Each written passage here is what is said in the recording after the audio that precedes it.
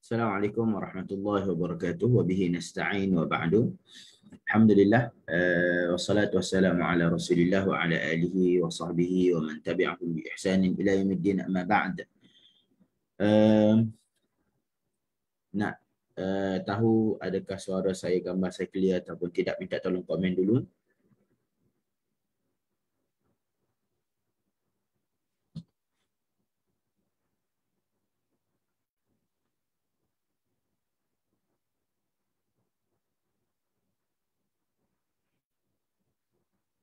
Ahlan, Dr. Zul,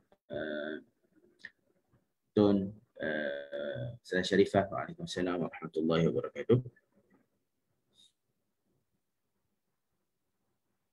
Minta tolong komen dulu, sambil-sambil boleh tolong share.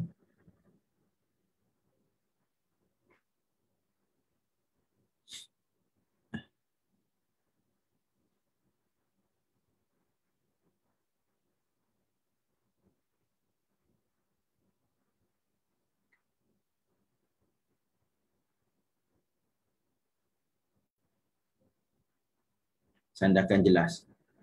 Okey, alhamdulillah. Kita buka pertemuan kita pada petang ni dengan Ummul Kitab Al-Fatihah. A'udzu billahi minasyaitonir rajim. Bismillahirrahmanirrahim. Alhamdulillahi rabbil alamin. Arrahmanir rahim. Maliki yaumiddin. Iyyaka na'budu wa iyyaka nasta'in. Ihdinas siratal mustaqim. Siratal ladzina an'amta 'alaihim ghairil maghdubi 'alaihim waladdallin. Amin. Okey, sandakan kristal clear. Terima kasih Ustaz Hijau. Ustazah Jai, Batu Pahat jelas. Okey, alhamdulillah. Okey, dan minta maaf, sepatutnya jam 2.30 petang tadi saya tak boleh nak update sebab hari Jumaat dia banyak apa kerja yang tak dijangka. Okey. Ala kulli halnya, alhamdulillah kita dipertemukan pada petang ni jam 3.30 petang. Tadi sepatutnya kita bersiaran jam 2.30 petang, tapi hari ni terpaksa kita buat juga jam 3.30 petang lah. Minta maaf dan terima kasih kerana sudi bersama pada petang ni lah. Saya Melati, alhamdulillah. Waalaikumsalam warahmatullahi.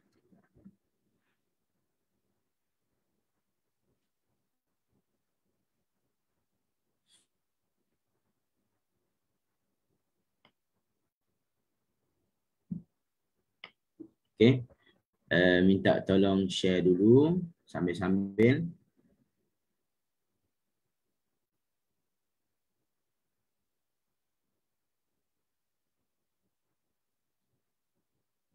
Saya Radiyah. Waalaikumsalam warahmatullahi.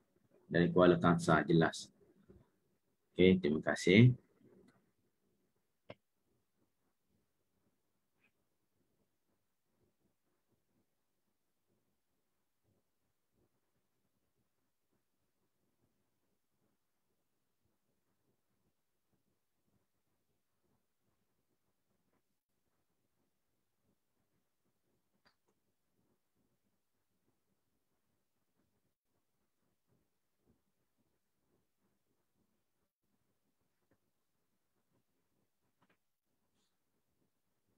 Okey.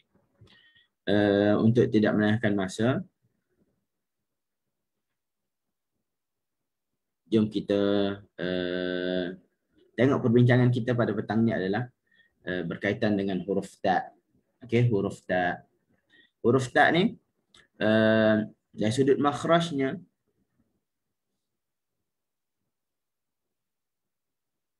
ianya berada di hujung lidah dengan gusi. Kita tengok skrin dulu. Harfut ta. Waalaikumsalam warahmatullahi. Saya Aziza Ali, Singapura jelas. Okey, alhamdulillah. Lailatul Husna. Waalaikumsalam warahmatullahi. Saya Nazila Muhammad. Waalaikumsalam warahmatullahi. Okey. Huruf ta. Huruf ta ni kita tahu ianya huruf yang diletakkan hujung lidah kita diletakkan di gusi. Okey. Alhamdulillah.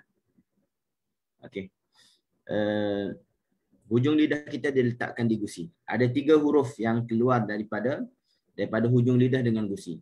Huruf ta, huruf ta dan huruf dal. 3 huruf ta, ta dengan dal. Okey. Sama makhraj tapi ada sifat yang berbeza lah. Setiap huruf tadi ada sifat yang berbeza. Cuma hari ini fokus perbincangan kita adalah pada huruf ta. Okey, huruf ta ni walaupun ada juga yang biasa saya dengar ada orang mengajar, okey, dia kata hujung lidah diletakkan di belakang gigi. Hujung lidah diletakkan di gigi atas. Okey, sebenarnya istilah tersebut ataupun ucapan tersebut tidak tepatlah. Okey, yang tepatnya adalah hujung lidah berserta dengan gusi atas, tempat tumbuh gigi. Maknanya apabila kita letakkan lidah kita, kita akan rasa di hujung lidah kita ni akan kena di gigi, akan kena di gusi. Sebab lidah kita ni agak lebar. Dan bila kita letak okey, dia akan kena di gusi, dia akan kena di gigi. Kita tak boleh lah nak elakkan daripada kena dengan gigi. Kecuali orang yang tidak ada gigi atas, maka dia tak kena dengan gigi lah. Okey, kalau ada gigi, dia mesti kena. Hujung lidah diletakkan di gusi berserta kena dengan gigi lah. Okey, kena dengan gigi. Hujung lidah gusi atas dia letakkan di umbi gigi. Setengahnya disebut dengan begitu lah. Hujung lidah di umbi gigi ataupun di gusi. Okey, cuma ucapan diletakkan di belakang gigi adalah ucapan yang tidak tepat. Okey. Dan huruf ta ni kita akan dapati lidah kita terangkat sebab kita letak di gusi. Hujung lidah akan terangkat. Masa kita masa kita nak sebut huruf ta, hujung lidah mesti terangkat letak di gusi. Sebab masa tu kita nak sebut pangkal lidah tetap mendatar. Saya dah buat gambar ni. Okey. Gambar ni hujung lidah terangkat tapi pangkal lidah dia mendatar. Okey, hujung lidah terangkat tapi pangkal lidah dia mendatar. Sebab dia bersifat dengan istifal. Dan huruf ta ni dia sentiasa berada dalam keadaan istifal. Sentiasa berada dalam keadaan istifal. Okey, sila Ustaz Ishaq Jaafar, Anirani, Puan Sarimah. Waalaikumsalam warahmatullahi wabarakatuh. Okey, ni berkaitan dengan makhraj. Maknanya apabila kita nak tengok makhraj huruf ta, okay, kita kena tahu ianya berkaitan dengan hujung lidah diletakkan di gusi. Satu, keadaan lidah masa atau masa kita mula sebut ta tu, hujung lidah terangkat letak di gusi tapi pangkal lidah masih lagi berada dalam keadaan istifal. Okay, dia mendatar. Okey, jelas. Waalaikumsalam warahmatullahi wabarakatuh. Okey, seterusnya selepas daripada sebutan ataupun ta, selepas daripada kita selesaikan sebutan ta, selepas daripada hujung lidah kita tu bertemu dengan gusi, maka lidah kita akan kembali berada dalam keadaan istifal dan infitah. Ini sifat dia. Istifal dan infitah. Maknanya pangkal lidah masih lagi terletak di bawah. Okey, tapi pangkat hujung lidah mendatar.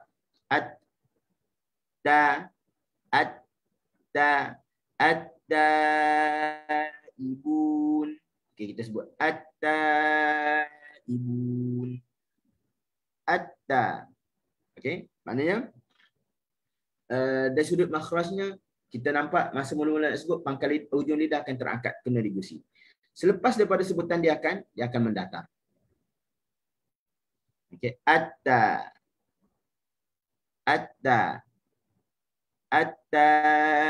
ibun. Cuma ni dari sudut makhraj. Okay, dari sudut makhraj, dari sudut terletaknya lidah ni selepas daripada sebutan huruf ta dia masuk kepada perbincangan sifatlah. Okey, cuma untuk keseterusnya kita nak tengok sifat pula yang ada pada huruf ta secara terperinci lah. Kita nak tengok sifat yang ada pada huruf ta. Cuma sebelum kita masuk pada satu persatu, berkaitan dengan sifat pada huruf ta ni, adakah betul huruf ta disebut dalam keadaan yang berangin? Disebut bunyi gini. Ta, atta, atta. Angin yang kuat kita dengar. Okay, ataupun disebut sebagai atta, ta. Mana satu yang betul? Yang ada angin ke ataupun yang tidak ada angin? Sedangkan secara jelas dalam sifat disebut mahmusuha fahathahu syakhsun sakat. Huruf hams, okay, dia ada mim, fa, ha, tha, ha. Fahathahu, shin, kha, sad, syakhsun, sin, kaf, ta, sakat. Okay, huruf ta ada angin. Tapi soalan saya, adakah bunyi kita baca ta, tatlu, bunyi gitu, adakah ianya betul kita menyifatkan sifat huruf ta sedemikian?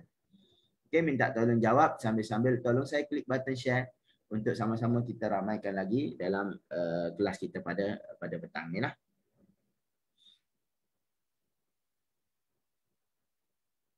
Huruf hams, huruf yang berangin. Mahmus, huruf yang disebut secara berangin. Fahathahu syakhsun sakat. Syadiduha ajid kitim bakat. Tidak ada angin. Hams ketika sukun. Okay. Lagi? Satu jawapan?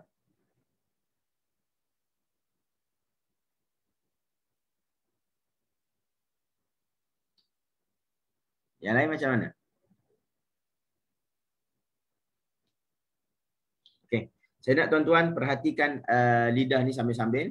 Okay. Ini keadaan lidah selepas sebutan bagi huruf ta, atta, ta, ta. Mula-mula kita letak di gusi. Lepas tu sekejap sahaja berlaku. Hujung lidah berada di gusi. Lepas tu kita tarik turun. Okay. Sedikit sahaja angin ketika turun. Ketika sukun. Waalaikumsalam Nur Afiat. Okay. Seterusnya kita tengok kepada sifat sambil-sambil nak menjawab berkaitan dengan angin pada huruf ta.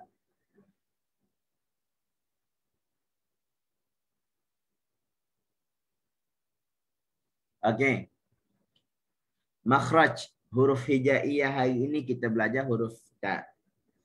Okey, makhrajnya keluar daripada hujung lidah dengan gusi. Okey, gusi atas lah, bila sebut gusi, gusi atas. Sifat yang kuat adalah sifat syiddah. Ta. Dalam matan Al-Jazari disebut wara'i syiddatan bikafin wabita. Ra'ikan syiddah. Okey, syiddah ni maksud dia apa? Suara tertahan. Ataupun saya suka untuk tuan-tuan mengistilahkan dengan istilah satu lagi, iaitu pertemuan hujung lidah dengan gusi semasa menyebut huruf ta dalam keadaan yang kuat. Atta. Sebab at, masa kita sebut at tu dia jadi syiddah. Dia jadi terputus suara. Sebab pertemuan yang kuat. At, atta, atta. Okey? Atta. Syiddah. Dan satu-satunya sifat yang kuat berada pada huruf ta adalah sifat syiddah. Yang lain kita akan tengok sifat istifal. Yang ada ni sifat yang lemah lah. Istifal, pangkal lidah terletak. Infitah, hujung lidah kita mendatar. Okay? Dan hams, ada angin. Okay? Dan sifat yang tidak kuat dan tidak lemah, iaitu ismat. Ismat ni semalam kita dah sebut idlaq. Dia ismat dengan idlaq. Dengan idlaq ni dia tidak termasuk dalam perbahasan at-tajwid dah sebenarnya. Cuma dia nak bagi tahu, kalau kita nak guna juga, dia hanya nak bagi tahu bahawa huruf yang bersifat dengan ismat susah untuk disebut, susah untuk keluar daripada mulut, dan sifat yang bersifat dengan idlaq adalah sifat yang mudah untuk keluar. Itu sahaja yang perlu kita tahu, ismat dengan idlaq ni. Kita tak boleh nak menyifatkan dengan sifat-sifat yang lain lah. Okay? Allah ahlan Ustaz Fauqah Abu Ubaidah. Okey. sifat idlaq, sifat ismat ni nak bagi tahu huruf ta susah untuk keluar. Okey. Ni kita tengok ada sifat-sifat. Oh, saya lupa untuk datangkan satu peta minda. Peta minda berkaitan dengan sifat. Tapi susah untuk datangkan sekarang sebab saya tak menyediakannya. Okey. Ada dalam fail lain, susah nak ambil. Okey, tak apa. Cuma tengok di sinilah syiddah, istifal, infitah, hams, ismat. Sifat dia, jumlah sifatnya ada 5 bagi huruf ta ni. Jumlah sifatnya ada 5. Okey. Kita kena tahu sifat-sifat yang disebut ni merupakan sifatul lazimah. Okey, sifatul lazimah. Sifat yang lazim yang ada pada huruf ni, sifat yang tak boleh kita nak buang ataupun kita tak boleh nak pisah. Okey. Kecil sikit tulisan.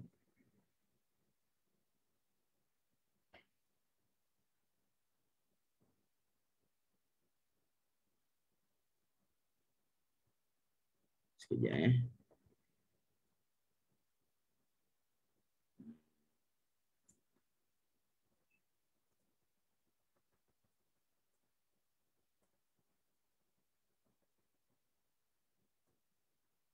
Okey. Oh, rupanya boleh besarkan ya. Maafkan saya jakun sikit benda-benda begini.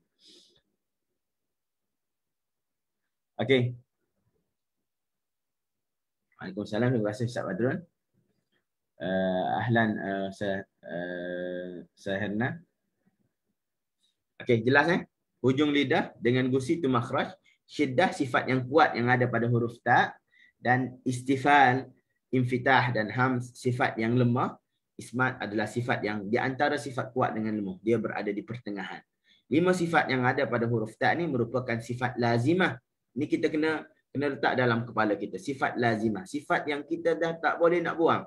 Walau bagaimanapun, kita kena datangkan sifat-sifat ni. Okey?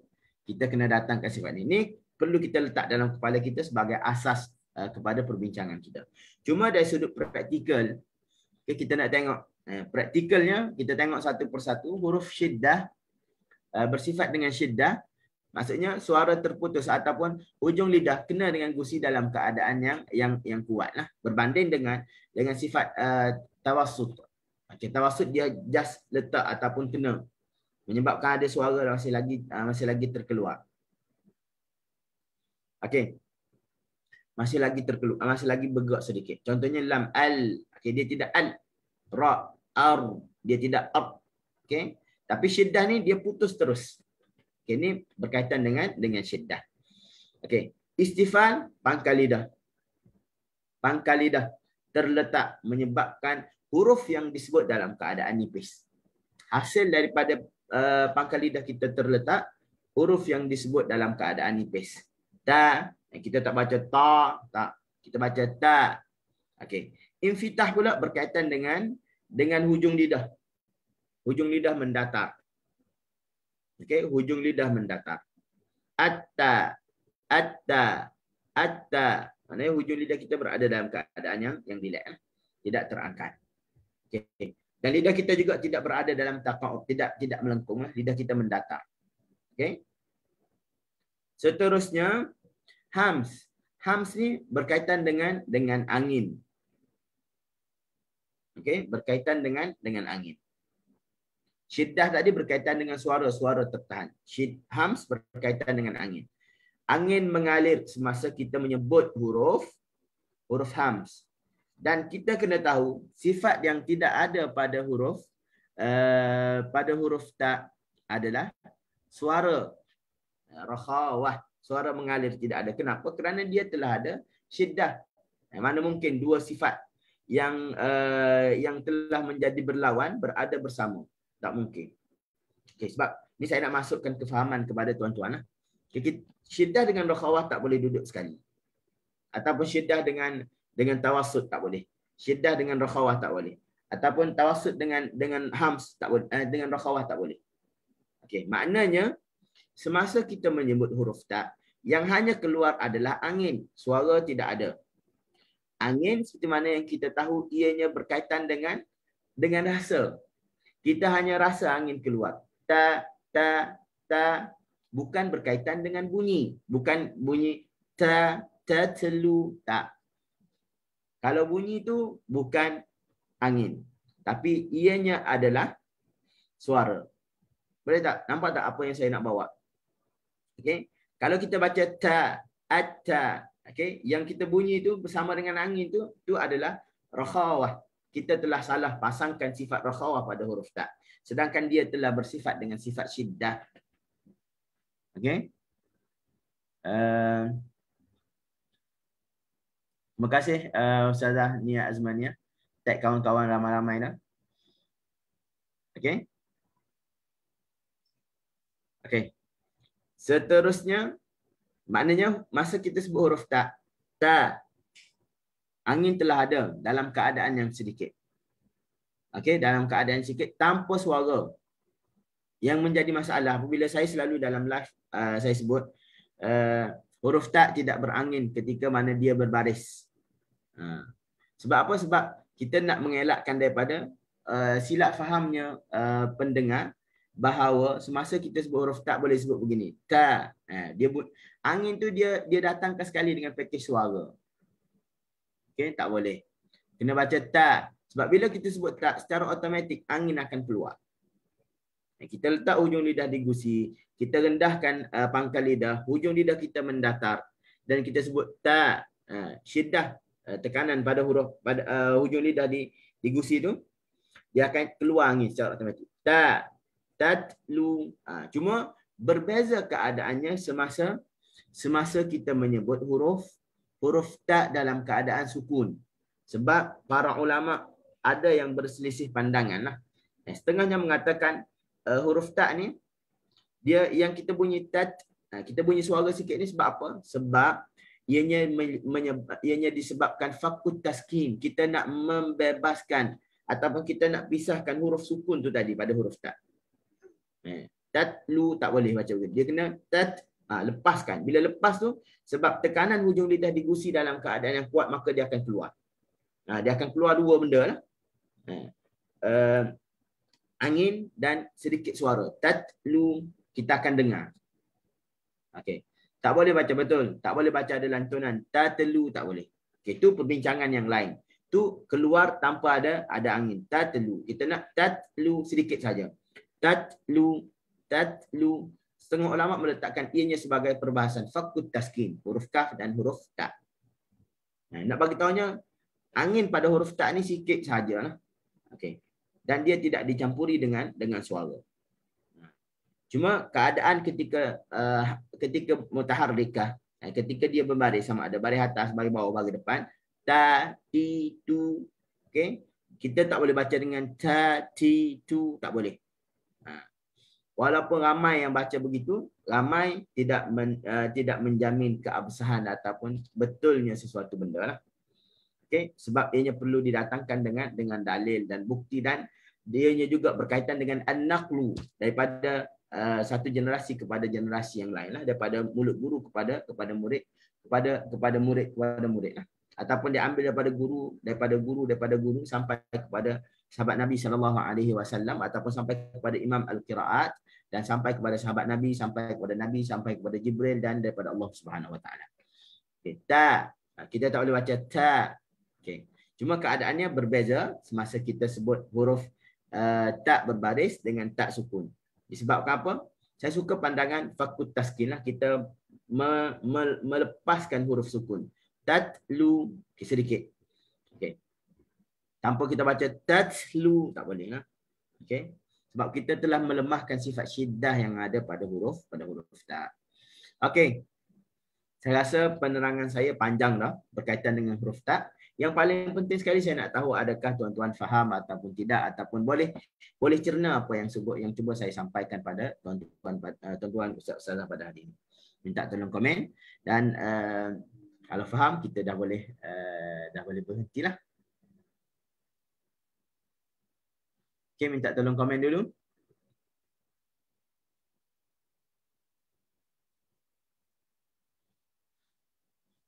Alhamdulillah jelas. Okey, yang lain dia kena pungut suara majoriti. Kalau 3 direct kata jelas, alhamdulillah. Dia telah dikira sebagai jamak, ramailah. Dah ada Ustaz huruf tak? Okey, alhamdulillah. Okey, maknanya faham, jelas. Dan bila dah jelas, kalau yang ada sama-sama ataupun ada berkaitan dengan huruf tak ni tuan-tuan nak tanya, boleh cuba tanya, dan kalau saya boleh jawab, saya cuba jawablah.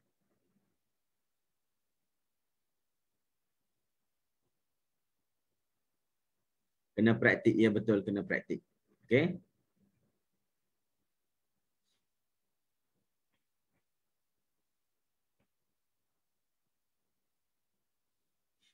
Okey, praktikal lupa.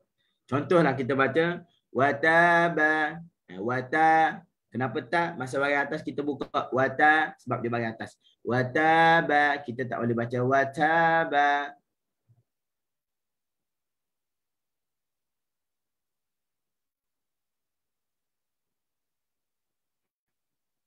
Okey.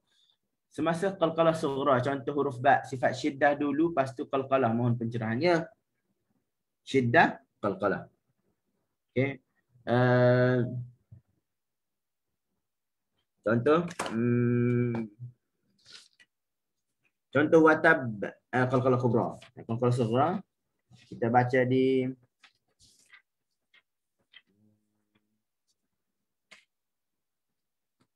huruf ba,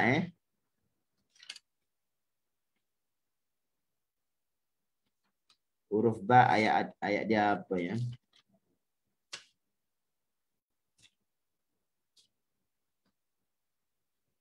Fasabrun. Fasab tu syiddah. Fasab dia tutup rapat, dia putuskan suara. Fasab.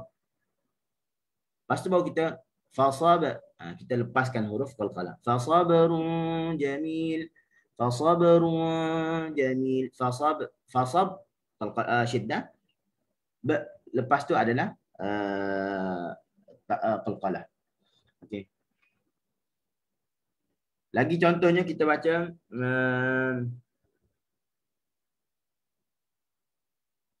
wataba,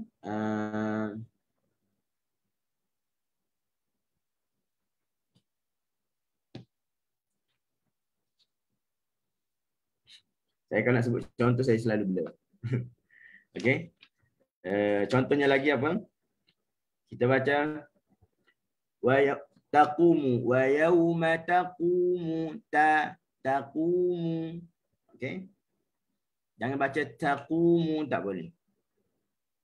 Contohnya lagi tatba'uha. Jangan baca tatba'uha, tak boleh. Tatba'uha tak boleh. Kena baca wa tatba'uha. Sama, dia praktikal untuk kita sebut syiddah dengan qalqalah ni, dia sama. Kena datangkan syiddah dulu baru qalqalah. Watad tu qalqalah syiddah. Watad, dan kita lepas wataj. Okey. Cuma kita susah nak nampak sebab dia datang dalam keadaan yang cepat.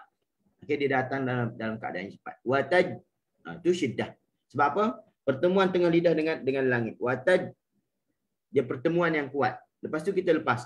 Wataj. Okey? Wataj'aluna. Cuma jangan kita baca wataj'aluna, tak boleh. Wataj'aluna. Okey. Begitu juga dengan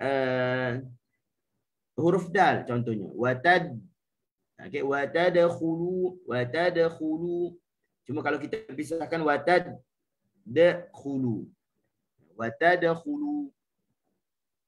Okey. Ada persoalan yang lain?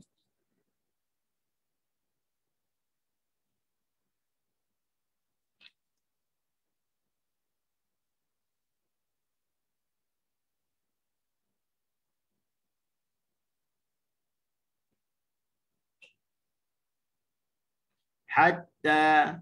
Okey, kena buka hatta. Buka satu jari lah. Okey.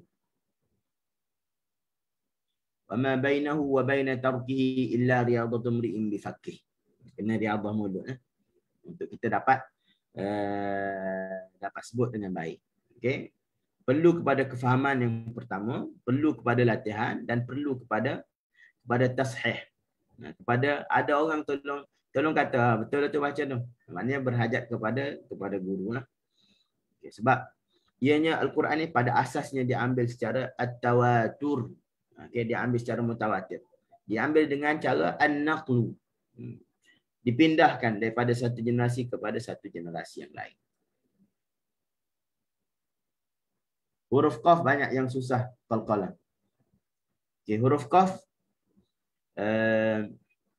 dia berkaitan dengan huruf yang bersifat dengan dia tidak ada dalam kelompok mahmus wa fahathahu syakhsun sakat. Tak ada dalam angin. Dan dia berada dalam jahr tanpa angin. Qa. Jangan baca qa, tak boleh. Qitalan tak boleh. Qitalan kita kena baca tanpa ada angin. Dan dia qalqalah dia, kalau tuan-tuan perasan huruf qalqalah ni dia termasuk dalam huruf yang syiddah. Anda kena datang wataq. Tu syiddah. Wataq, pangkal lidah kena dengan langit lembut ni dalam keadaan yang kuat. Wataq, dia putuskan suara. Kita tak boleh baca wataq. Tak boleh. Dia terus wataq. Berhenti. Lepas tu kita lepaskan qalqalah. Wataqtuluna. Cuma jangan wataqtuluna. Tak salah lah qalqalah begitu. Okey. Seterusnya, saya kira selesai perbincangan kita di sini pada hari ini. Apa yang baik datangnya daripada Allah Subhanahu Wa Taala, yang kurang yang lemah datangnya daripada kelemahan diri sendiri. Dan saya minta maaf di atas segala kekurangan. Terima kasih kerana sudi bersama. Mudah-mudahan kita semua diberi kefahaman. Mudah-mudahan kita semua direzekikan untuk baca Al-Quran dengan lebih baik. Dan mudah-mudahan kita direzekikan juga untuk baca Al-Quran dengan banyak. Sebab hadis Nabi SAW ada menyebut afdalu ibadati ummati qiraatul Quran. Ibadat terbaik umat aku ni baca Al-Quran, Nabi kata. Okey.